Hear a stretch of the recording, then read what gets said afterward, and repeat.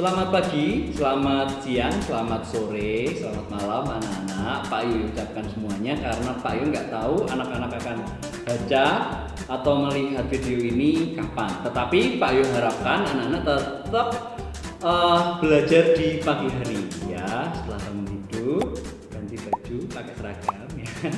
Kemudian anak-anak langsung belajar ya. Nah, Pak Yo sudah berikan materinya dalam bentuk PDF dan hari ini kita akan belajar tentang pembelajaran 1 dan 2 di subtema 2. Nah, anak-anak silahkan siapkan bukunya ya.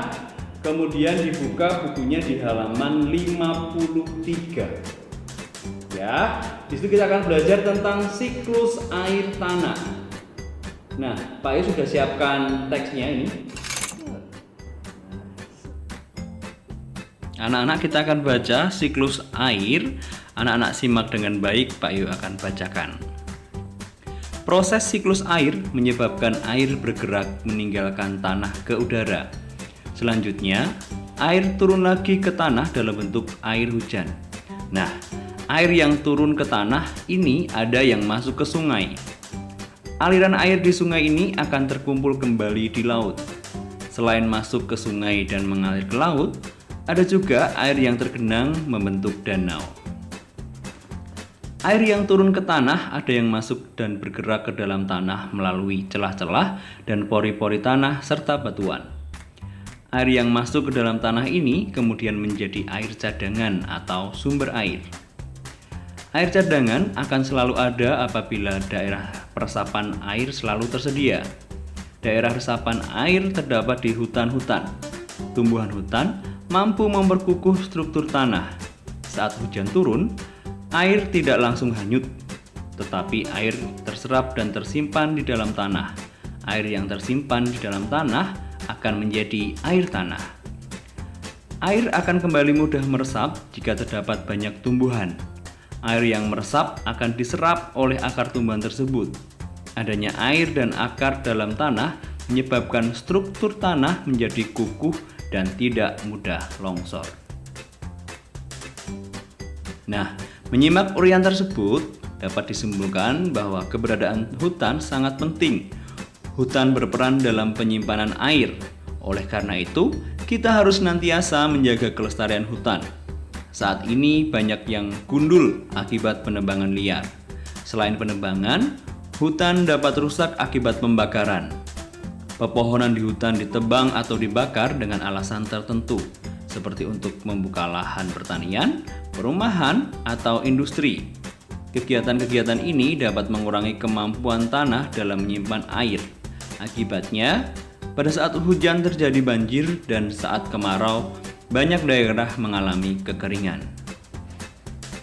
Pembangunan jalan yang menggunakan aspal atau beton dapat menghalangi peresapan air hujan ke dalam tanah. Akibatnya, pada saat hujan, air tidak dapat meresap ke dalam tanah. Hal ini menyebabkan terjadinya banjir dan air menggenangi jalan-jalan. Nah, sudah kita baca teksnya tentang siklus air tanah. Sekarang kita akan lanjutkan ke lembar kerja yang sudah Pak Yu berikan tentang siklus air tanah. Silahkan anak-anak siapkan yang sudah dikerjakan, kita akan bahas bersama-sama. Nah, siklus air tanah ada 3. Apa saja? Untuk dapat menemukan peristiwa yang terdapat dalam teks, kita lihat paragraf 1 dan 2 saja. Peristiwa yang pertama adalah air bergerak meninggalkan tanah ke udara. Kemudian anak-anak, peristiwa yang kedua adalah air turun lagi ke tanah dalam bentuk air hujan.